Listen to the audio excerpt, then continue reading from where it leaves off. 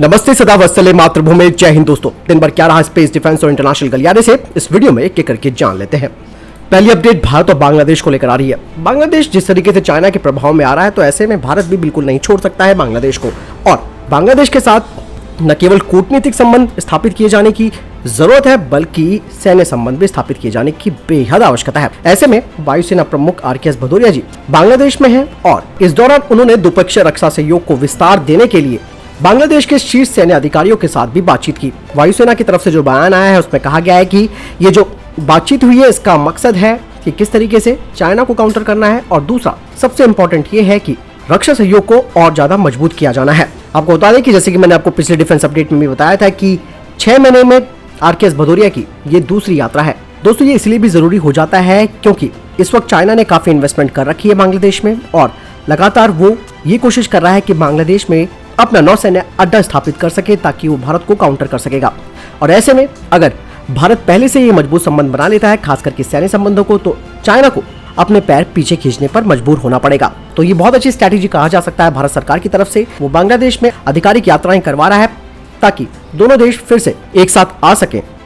अगली अपडेट की बात करते हैं तो वो आ रही है एक बार फिर से 8 से 11 जुलाई की अवधि के लिए बंगाल की खाड़ी में एक्सपेरिमेंटल फ्लाइट व्हीकल के लिए नोटम जारी कर दिया गया। आपको बता दें कि भारत के DRDO ने हाल ही में 122 mm रॉकेट और एनहांस पिनाका MK1 रॉकेट का परीक्षण किया था, और उससे पहले भारत ने अग्नि प्राइम बैलिस्टिक मिसाइल का भी सफल परीक्षण किया था। लेकिन अब ये कहा जा रहा है कि ये जो नोटम जारी किया गया है उसमें हाइपरसोनिक टेक्नोलॉजी डेमोन्स्ट्रेशन व्हीकल यानी कि HSTDV का परीक्षण किया जा सकता है, जिसमें कि ये संभावनाएं लगाई जा रही है कि एक नई लंबी दूरी की सतह से हवा या फिर हवा से हवा में मार करने वाली मिसाइल के परीक्षण किए जाएंगे। बढ़ते अगले अपडेट की तरफ, जो कि भारतीय नौसेना को लेकर आ रही है।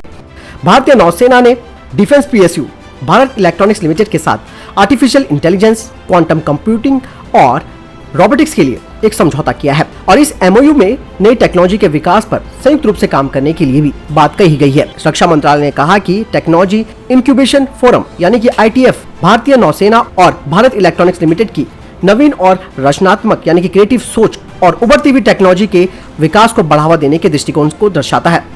अगली अपडेट की बात करते हैं तो इजराइल को लेकर आ रही है। इजराइल की company Rafael advance defence system ने कहा कि उन्होंने 5वीं पीढ़ी की लंबी दूरी की autonomous precision guided missile system को तैयार किया है, जो कि हाई वैल्यू मैरीटाइम और लैंड टारगेट्स को हिट करने के लिए है। साथ ही उन्होंने कहा कि इस मिसाइल की रेंज 300 किलोमीटर है। इसे जमीन और सरफेस शिप से दागा जा सकता है।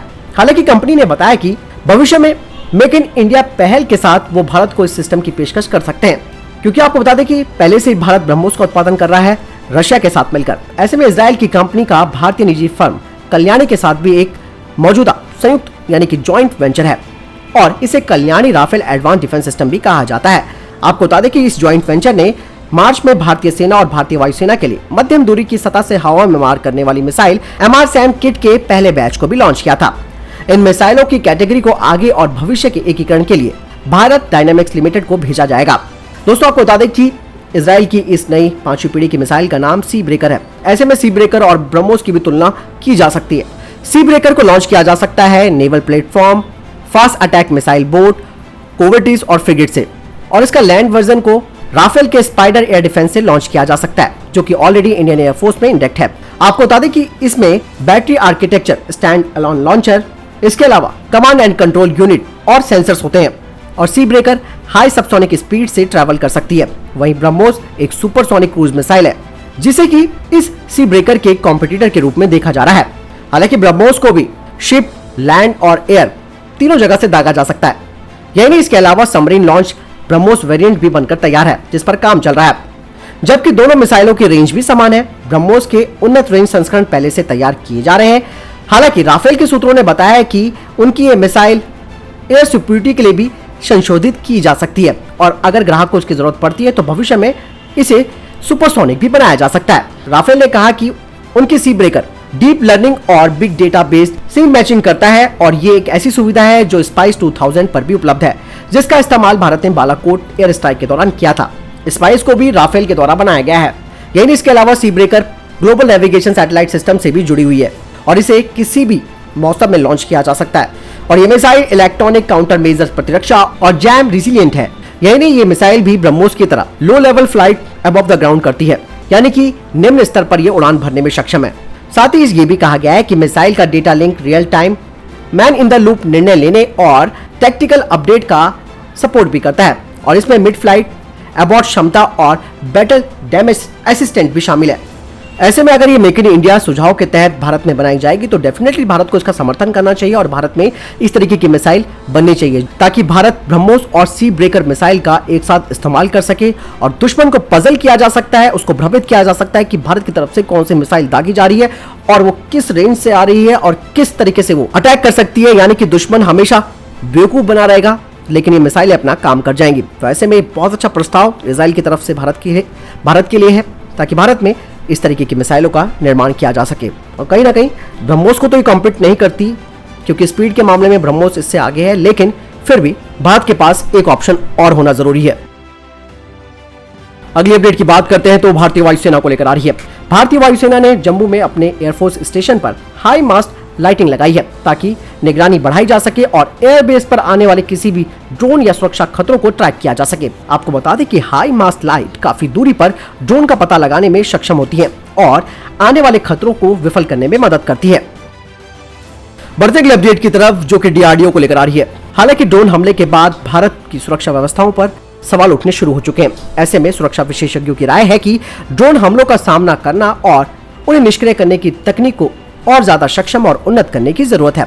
अब सवाल यह है कि भारत के पास क्या कोई एंटी ड्रोन सिस्टम है जो ड्रोन के हमलों को नाकाम कर सके। तो ऐसे में डीआरडीओ की ओर से विकसित किया गया एंटी ड्रोन तकनीक जो कि छोटे ड्रोनों का पता लगाती है और उन्हें निष्क्रिय भी कर सकती है। यह एंटी ड्रोन सिस्टम यदि सुरक्षा बलों को मिल जाता है तो उससे रक्षा प्रतिष्ठानों एवं संवेदनशील जगहों की सुरक्षा की जा सकती है। डीआरडीओ का यह एंटी ड्रोन सिस्टम हवा में ड्रोन की पहचान करते हुए उसे लेजर बीम से नीचे गिरा सकता है। साथ ही ये सिस्टम 3 किलोमीटर के दायरे में आने वाले छोटे ड्रोनों का पता लगाकर उसे जाम कर देता है। यही नहीं, ये सिस्टम 1 से 2.5 किलोमीटर के दायरे में आए ड्रोन को अपनी लेजर बीम से निशाना बनाते हुए उसे नीचे भी गिरा देता है।